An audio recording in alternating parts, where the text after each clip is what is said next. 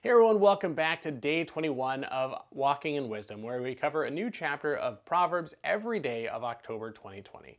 Now, it's hard to believe that we are almost 2/3 of the way through this, and today we're just going to look at one thing. We obviously know that it is election season because we've been putting our trust in presidents, during this entire time.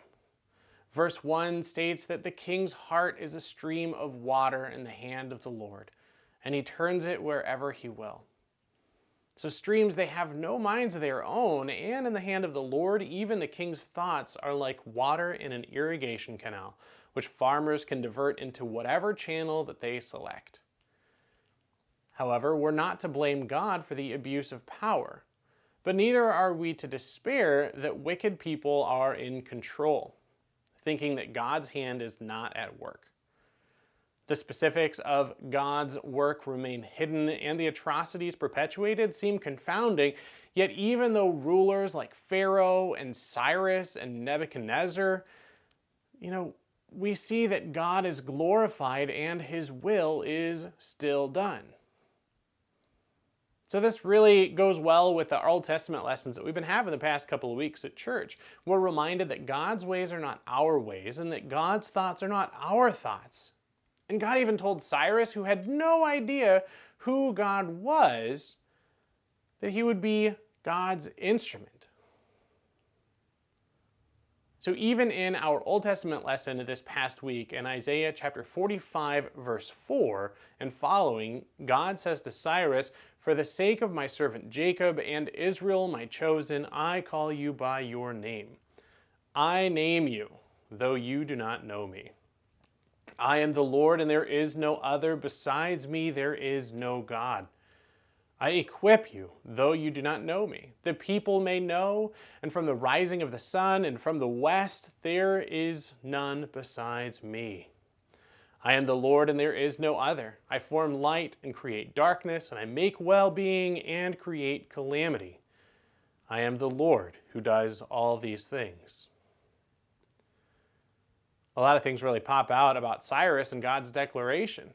Cyrus did nothing to earn God's status in God's sight, and even though Cyrus used the Lord's name in an edict and attributed his success to the Lord, Isaiah notes too that his words and actions don't stem from genuine faith by saying at the end that the Lord says, "I call you, though you do not know me." When the Lord talks about forming light and darkness, his hidden and revealed state is being discussed. In the hiddenness of the Lord, it brings judgment and destruction, but in the Lord's revealed state, he ushers in light and life. Because Jesus is called the light of the world. When God says, "I make well-being and create calamity," we should also note that God is not the source of evil, nor the cause of sin, but that nothing happens without the Lord's knowledge or permission. Looking back at the story of Job. So the Lord is the cause of well-being, and he may inflict retribution, but he may also permit calamity to come through human sinfulness, through Satan, or through the sin-corrupted order of the natural world. Again, looking at Job. So sometimes he allows someone to learn that the pan is hot when they touch it. Or that the door of the dishwasher is down when you don't think about it. Band-Aids. Anyways, all of this is to say that God is in control, and we're to trust in him and rely on his promises, and we are bought and paid for by Jesus and his blood. And that we live under Jesus' reign as our heavenly King. And in the end, we will be with him forever. So don't trust in princes or presidents or kings, earthly kings, but we look to our heavenly King. So keep reading, keep growing wiser day by day, and I will see you tomorrow for chapter 22. Have a great night. Bye. Do you like my shirt? I wore it specifically because we're talking about kings, and England is still a monarchy. Kind of. don't forget to vote.